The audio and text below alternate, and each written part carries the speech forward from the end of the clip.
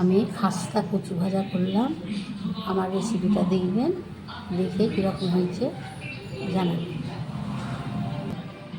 এই যে কীরকম খাস্তা হয়েছে, খাস্তা কচু ভাজা করলাম আমি।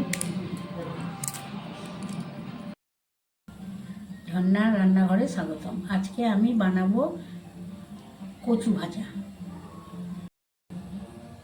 কচুটা ভালো করে ধুয়ে পাতলা পাতলা করে কেটে নিয়েছি, দিয়ে ভালো করে ধুয়েছি লবণ দিয়ে। ধুয়ে এখন আমি ভাজতে নিলাম। প্রথমে একটু লবণ দিয়ে মাখিয়ে নেব, সামান্য হলুদ দিলাম,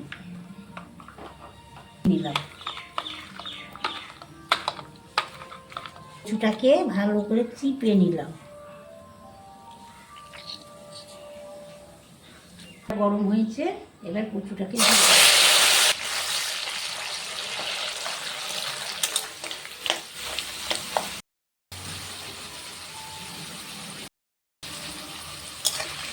গ্যাসটা কমিয়ে কমিয়ে ভাজতে হয়।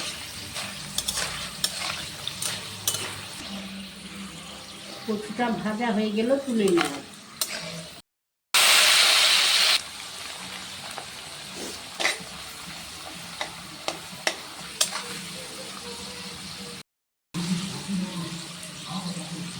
কচুটা ভাজা হয়ে গেল, আমি এবার তুলে নিব। চ্যানেলটাকে শেয়ার, কমেন্ট, সাবস্ক্রাইব করে দেবেন।